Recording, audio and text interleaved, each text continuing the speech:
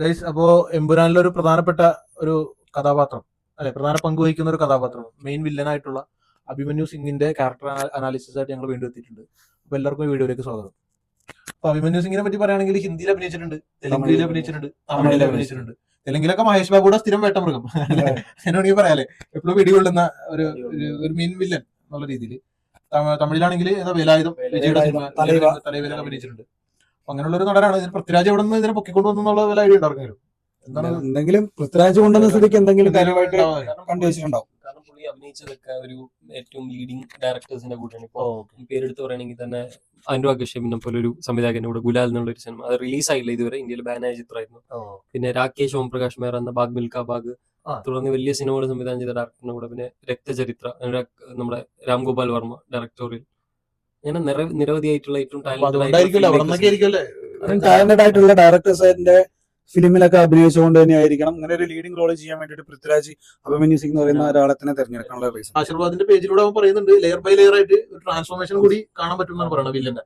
Okay, അതും ഒരു നല്ലൊരു ബിസിനസ് എന്തായാലും നമുക്ക് പ്രതീക്ഷിക്കാം. കാരണം മൾട്ടി ലെവലിലാണ് ഈ സിനിമ പോകുന്നത്. ഓരോ ലെവലിൽ ഇപ്പൊ നമ്മള് കഴിഞ്ഞ ലൂസിഫർ തുടങ്ങിയതിനെ പറ്റി ഒരു മലയൊരു രാഷ്ട്രീയം പറഞ്ഞുകൊണ്ടാണ്. പിന്നെ ആ ഒരു പടത്തിന്റെ എൻഡോടുകൂടി അതിൽ എല്ലാ തരത്തിലുള്ള വില്ലനിസവും കടന്നു വരുന്നുണ്ട്. ഒരു ഇന്റർനാഷണൽ വില്ലനിസവും റീജിയണൽ വില്ലനിസവും എല്ലാം ചേർന്നിട്ട് ഒരു ഹൈ ലെവൽ ഐറ്റം ആയിരുന്നു ലൂസിഫർ തന്നെ. അപ്പോൾ നമ്മൾ ഈ ഒരു എക്സ്റ്റൻഷൻ, ഒരു ലെവലപ്പ് നമ്മൾ പ്രതീക്ഷിക്കുമ്പോൾ, ഒരു എംബ്രയിൽ ഒരു ലെവലപ്പ് പ്രതീക്ഷിക്കുമ്പോൾ അതിനേക്കാളും ലേയേർഡ് ആയിട്ടുള്ള, ഏറ്റവും ഡെപ്ത് ഉള്ള, ഏറ്റവും ഗ്രൂസമായിട്ടുള്ള, ഏറ്റവും ബ്രൂട്ടൽ ആയിട്ടുള്ള വില്ലൻസ് ഒക്കെ നമുക്ക് ഈ പടത്തിൽ പ്രതീക്ഷിക്കാൻ തോന്നുന്നു. അതിന്റെ ഒരു എക്സാമ്പിൾ ആയിരിക്കും പുള്ളി എടുത്തിട്ടത്.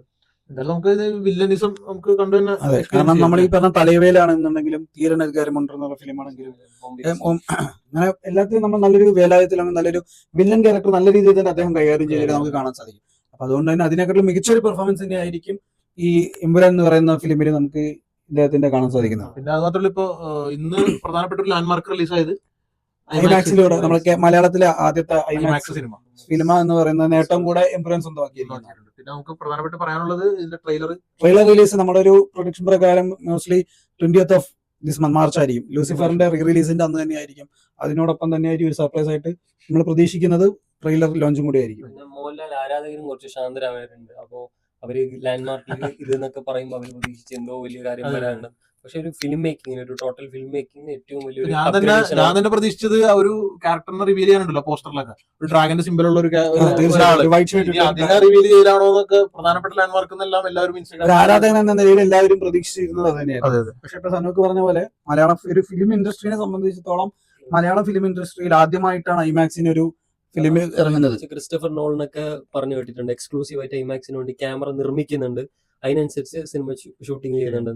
അപ്പൊ അത്തരത്തിലുള്ള ഒരു സിറ്റുവേഷൻ, ഒരു സിനാരിയോ മലയാള സിനിമയിലേക്കും വരുന്നുണ്ട് എന്നുള്ളത് വളരെ ഹോപ്പ്ഫുൾ ആയിട്ടുള്ള ഒരു കാര്യമാണ് മലയാള സിനിമയെ സംബന്ധിച്ച്.